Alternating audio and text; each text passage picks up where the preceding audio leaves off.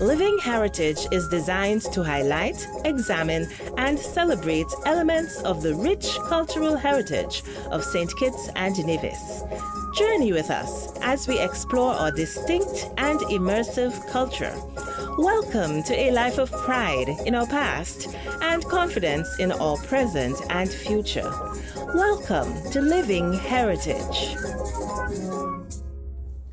Today's Living Heritage, or ICH mini-documentary series of St. Kitts and Nevis, has to do with the ICH domains of the performing arts, also traditional craftsmanship, in this instance through the creation of decorative art, as well as social practices, rituals, and festive events, as seen in our carnival.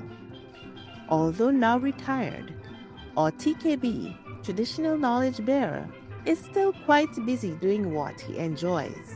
Today, we learn more about a son of the soil who migrated abroad, yet was determined to come back because he knew he was destined to make a contribution to our developing federation. Our TKB today is Dennis Richards. Listen as he tells us how he contributed to the arts from an early age up until today, clearly with no intention of stopping. My name is Dennis Richards, humble Rasta man from Newtown. My age? I'm so old that I tend to want to forget. I'm 74. I was 74 this year.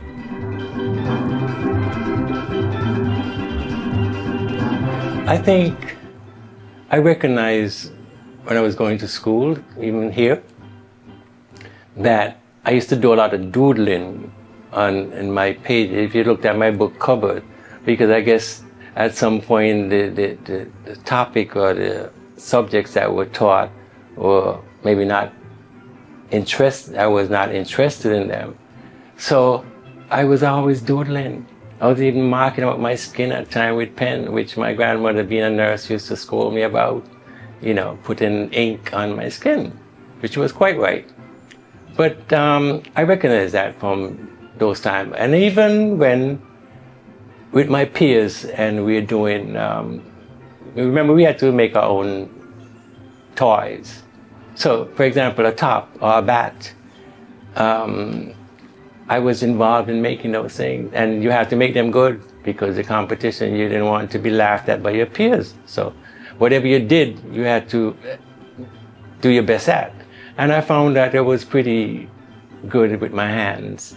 Even when I was going to school and I went to technical centers, it was the arts, whether it was metalwork, woodwork, drawing, drafting, I recognized that was my forte.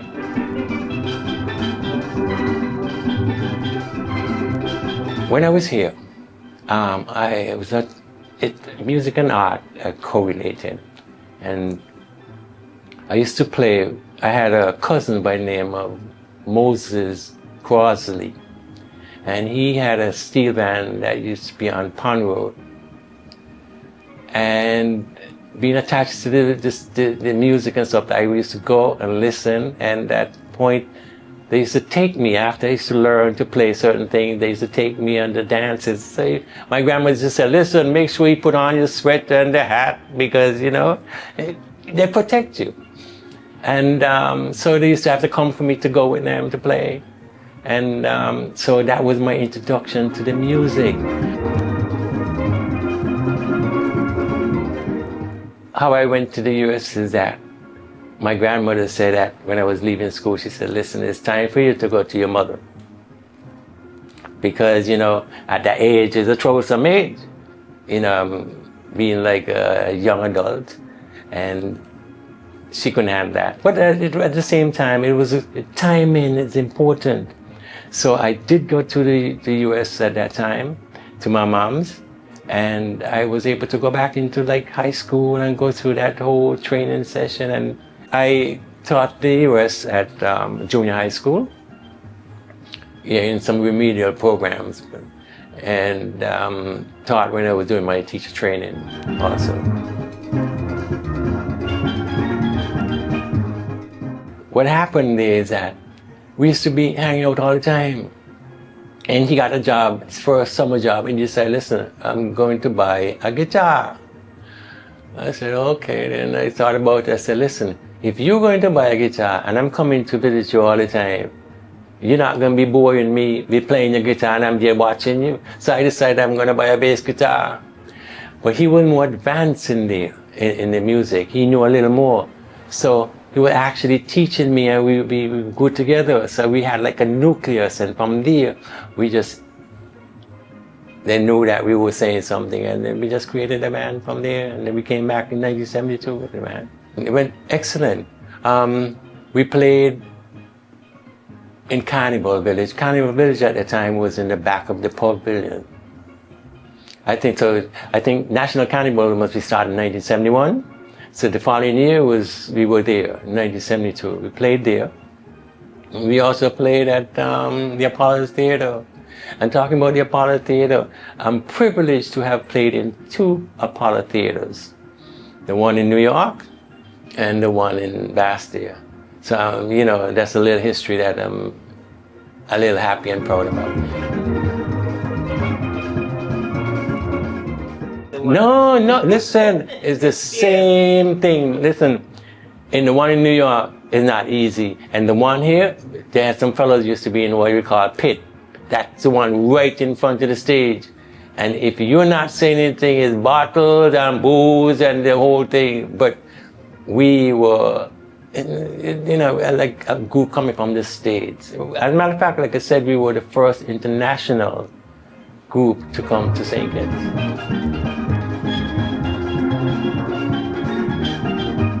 I came back almost every year and participated in Carnival and stuff like that.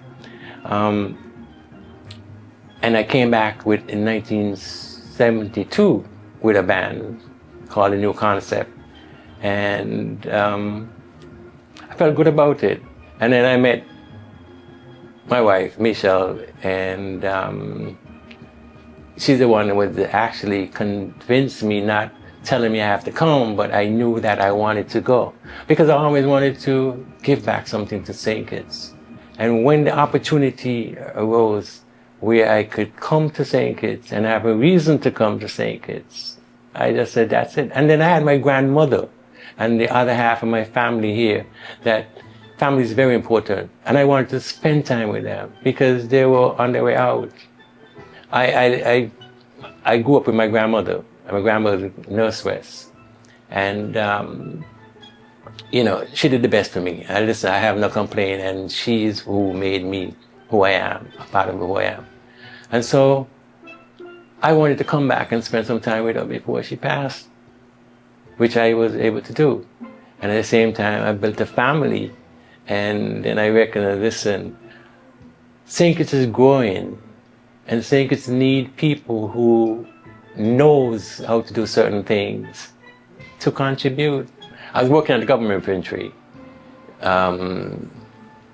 and working there really did a lot for me in terms of being able, because like I told you, when I came back, I wanted to contribute. So I was put in the right environment to be able to do that. Because look what happened through that day I was there. I got to do a lot of government designs, even when it comes to carnivals and stuff like that. I was doing all the covers. You're talking about the central bank. I was at Printry when I was approached about designing the logo for the central bank. See how many things happened? Yeah. I'm happy that my logo is used as the logo for the culture department. So it started with there.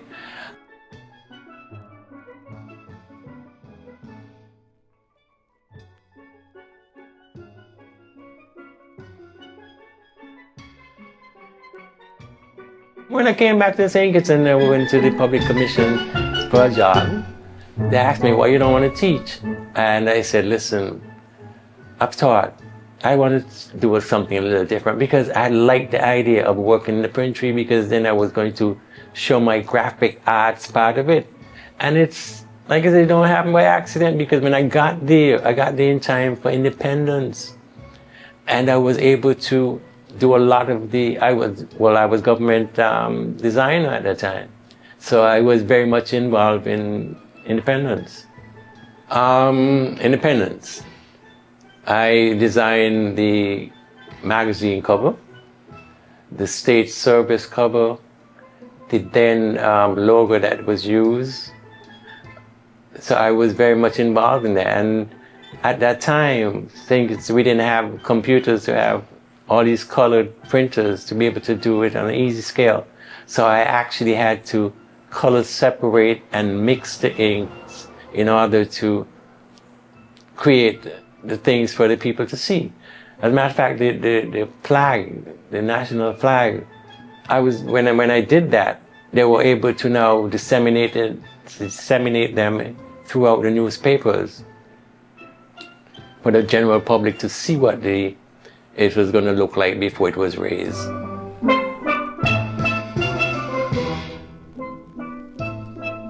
What I did was industrial arts teaching. I did design drafting first, and I moved on to industrial arts. And in industrial arts, I liked the thing, but I didn't know that I was going to be trained as a teacher. I wasn't aware that I was going into the School of Education when I got into industrial arts. But that's where the father led me to go. And that's where he knew what the future was going to be. Because you remember, see what happened, I ended up in teaching at the college for about 22 years.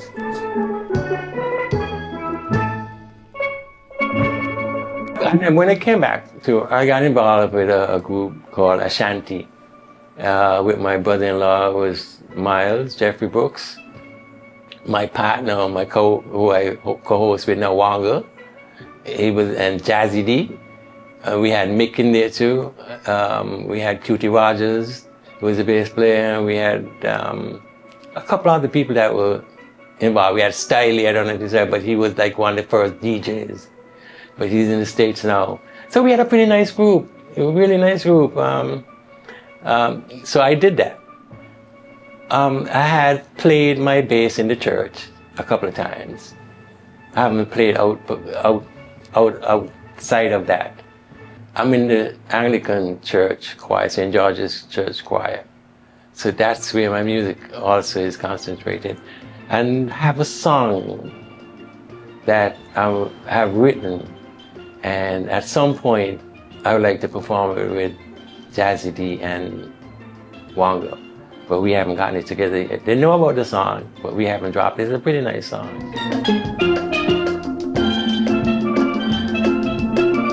String art sculpture is called.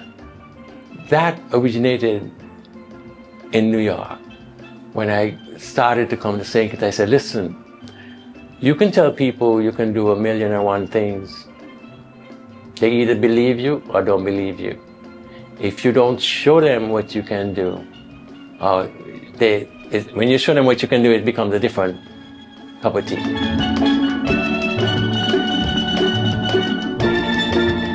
I have judged Carnival for umpteen years. You see, when I came in 1972, after that, every time I came back home for Carnival, I was asked to judge. So I've been judging from since then until now. For example, last year, I actually judged about 3 different segments. I judged the Queen show, which was 2, and then I judged the Talented Teen, and I also judged the cultural thing down at the circus, the competition, folklore. My designing ability was extended to the national Queen shows. I designed a couple of winning evening gowns and bath suits. Oh, what a feeling it was to see my design being worn and showcased on the world stage. Thanks to Patricia Evans, who did me the honor at the 60th Miss World 2010 in China. Thanks again.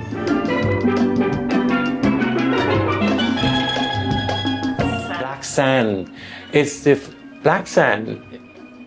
first local trademark. That was done for me by Kelsey, Wilkin, and Ferdinand, because the humble guy, he had no money. And so they did that for me, and I really appreciate that. And so Black Sand has been around for a long time, and it's still around, and my t-shirts are dubbed Black Sand. I'm retired. I used to work at the government printry for a number of years. Then I worked at a college for the 22 years, and I decided, listen, and sometimes you got to be careful what you ask for, because I used to always say, listen, I can't wait for the day when I don't have to do nothing but do art. But it's so much, And sometimes I fight myself to just put it down and get out the house. Because you get trapped. Because I keep doing and doing. I can't, look, I just keep doing and doing. I need to now stop doing and sell. But it's, listen, I worry about that when that time comes. Once I can do, I'm going to do, because at some point I can't do.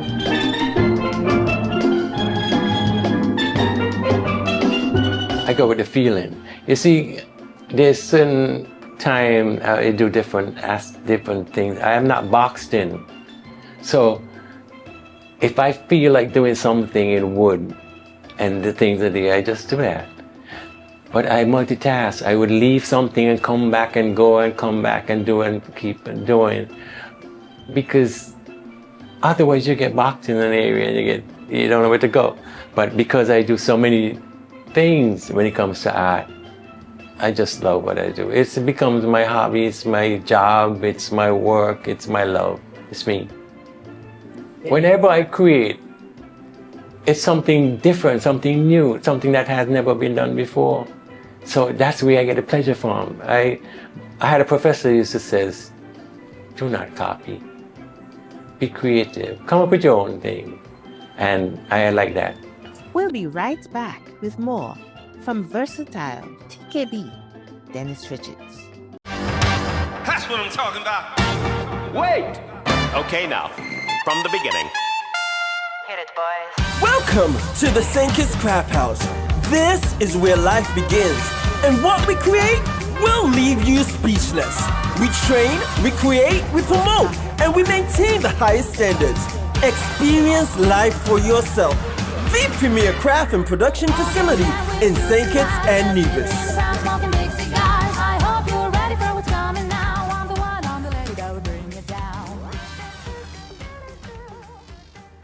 Living Heritage continues as TKB Dennis Richards tells us how far his art has traveled.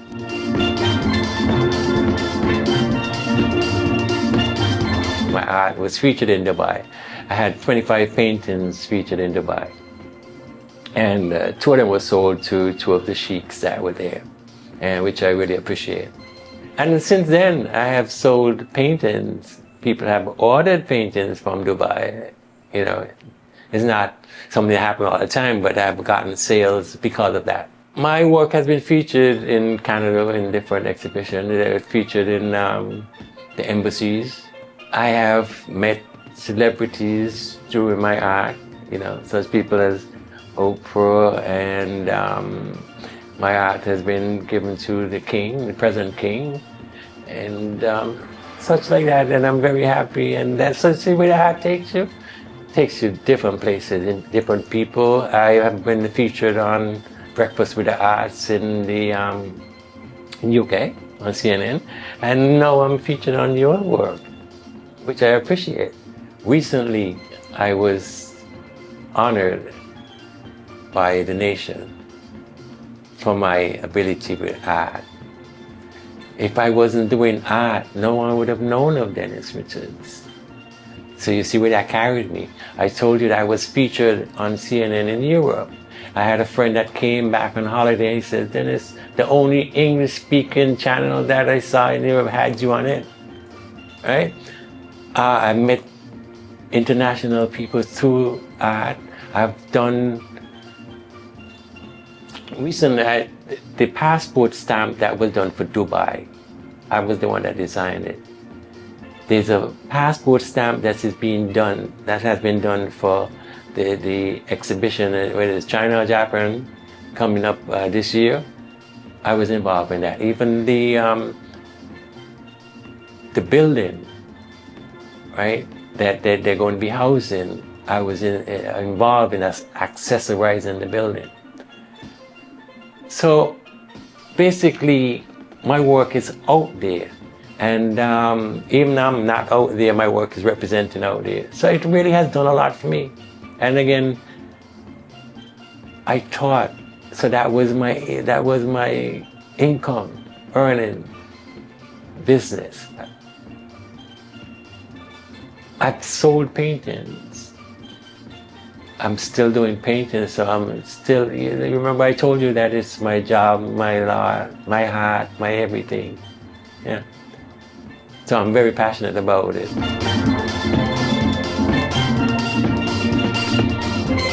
My forte really is abstract art.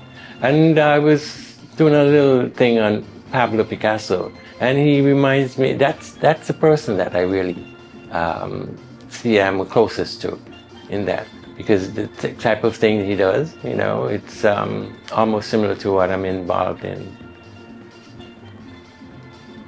I do pastel. I have done oil. I try to stay away from the oil-based things at this time, because health-wise, it's not too good.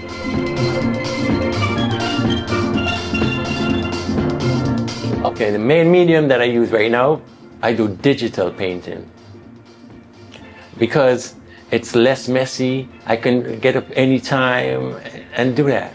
And it has so many different tools that I can use to get what I want. And then I can actually print it.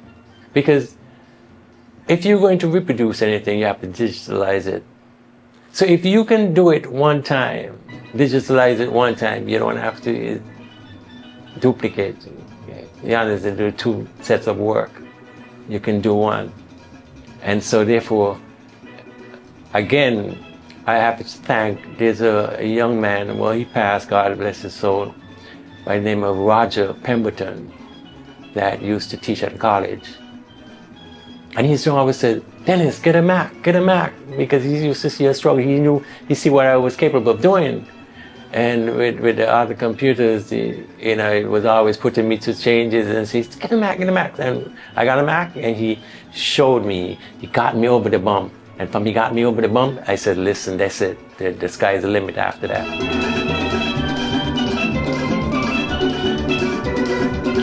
Okay, I researched and I saw old pictures. And they were dilapidated, you couldn't actually see certain, you couldn't make out things, and it was all discolored, because after time, the material that these things were done on becomes very discolored. So I rejuvenated them, and then I painted them so that they become more realistic.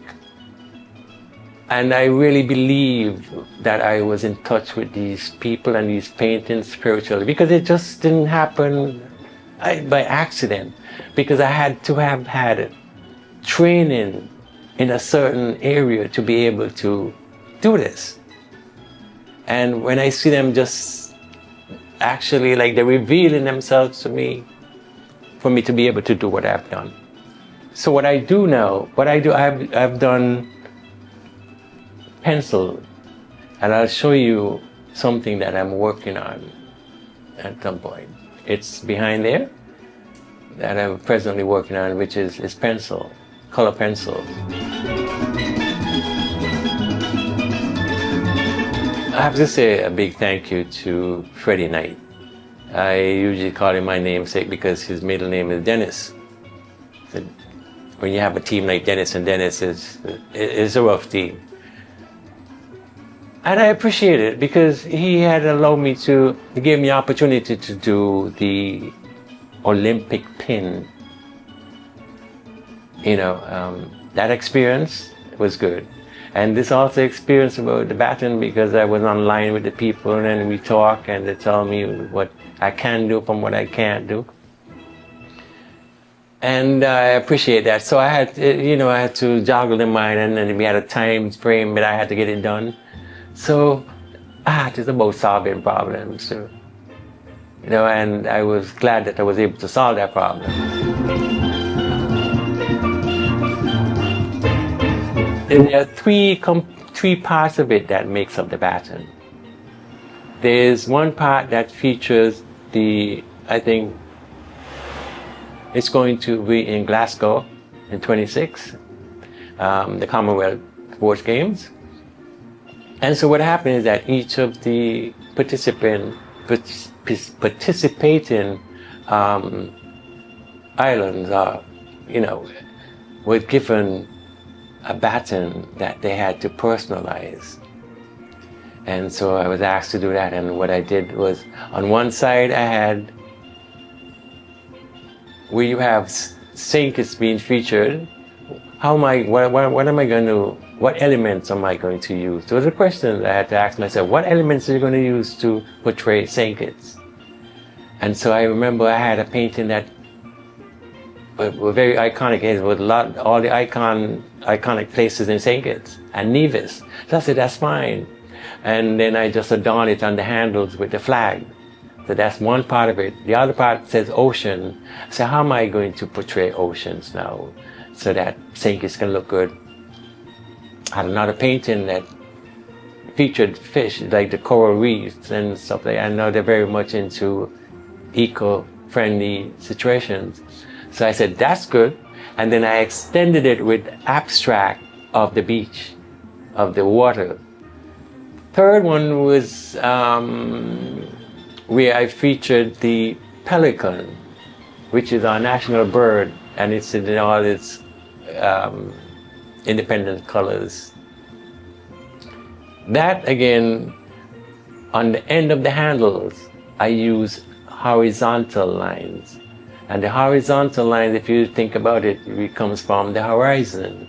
And the horizon is where the sea meets the sky. So I use those lines with the colors of the flags to adorn that and finish it.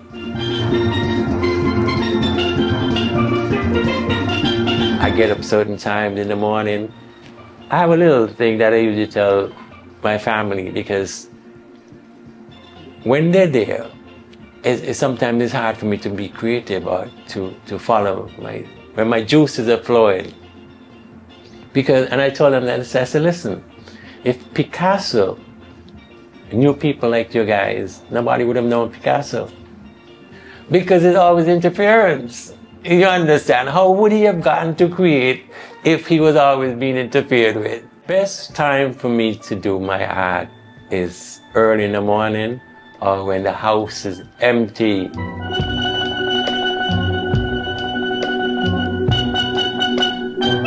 I used to, because it's like giving a part of you. You understand? It's like taking off on your fingers and giving somebody. Because when you're doing the art, it's a lot of love and goes into it. And sometimes you get disillusioned because some people don't want to pay you for your value of your art. They look at it, oh, okay, it's nice, but it's done. They don't care how you did it. It's done and they like it, and they want to value how much you did. No, it needs to stop that. And we need to help and patronize our local artists so we can get more. Because if the younger ones are not seeing how we progressing, they question, why do art?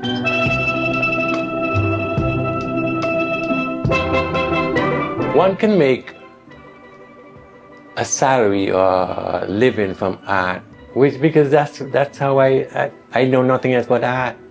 I taught it. I actually did pieces and sold them, and so you have to find a little niche where you can gravitate to. For example, art is such a wide thing. You can actually, certain people can actually go and paint cars. That's something that you could design different. You have graphic artists, we have billboards, we have different things, even the labels for products. There's so many aspects of the art that you could get involved in. It depends on if you're going to be doing portraits and you're not that good, you may not have a client. But whatever you do and keep doing it and show the love for it, it may not happen in the time that you want it to happen, but it would happen. So, but also, like I said, you can have a website. You can feature it online. You can, and these times you have YouTube, you have Instagram, you have all these different medias that you can actually get involved in and showcase your work.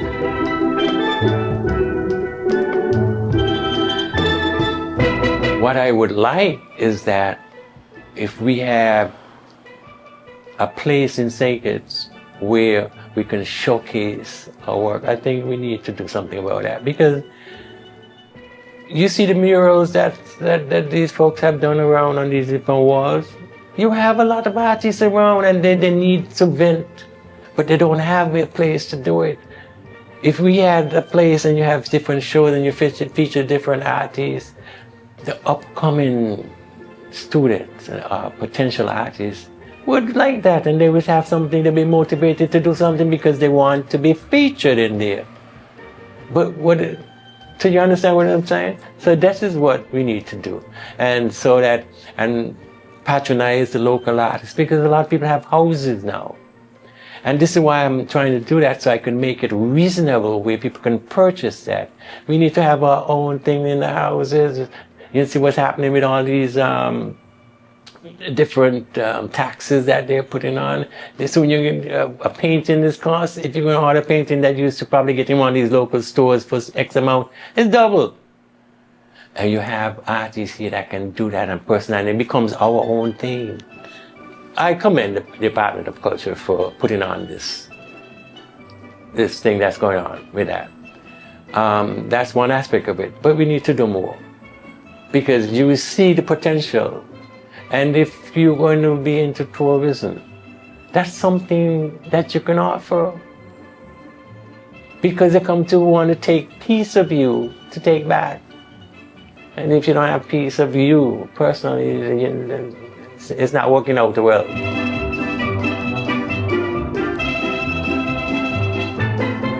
If there's some people that have a natural ability to do art, there's some people can learn. Once you're a learner, you can learn. And what we try to do at the college is teach you how to learn. So you'll be learning how to learn, and you take it from there. So I've given back, and now I have a mother and a daughter that comes on Sundays, because she's passionate about art. The daughter and the mother recognize it, and she's assisting her. Parents, you need to do that. You need to, when you see your child or your children has that ability to do that, what should I say? You must encourage them, because first of all, they're going to be happy doing what they're doing. You may not see where it's going to lead them, but have faith and just trust in the process, and encourage your students and your kids to do that. Like I said, you never know where it would take them. So please encourage them, and in whatever way you can. Jah, the Holy Father, He has blessed me with the ability to express what my inner feeling is, and to be able to share, because if I kept this, if I'm capable of doing these things and I kept it to myself, I see that's a form of selfishness. He didn't give it to me for me to keep. He gave it for me to share with others for whatever reason. And so I'm thankful and I'm blessed. Thank you for viewing and taking a glimpse into the world of our TKB Dennis Richards. Chiefly known for his art, we were able to show you his contribution to festivals and to music. Keep up to date with our activities by checking us out on Facebook at SKNICH, Instagram at Cultural Heritage SKN, and on YouTube at St. Kitts Culture. And don't forget to like and subscribe. Join us again next week at the same time on Creativity, St. Kitts Cable Channel number 4, and our previously mentioned social media for the Cook-Up. Until next time, remember, together we can safeguard our living heritage.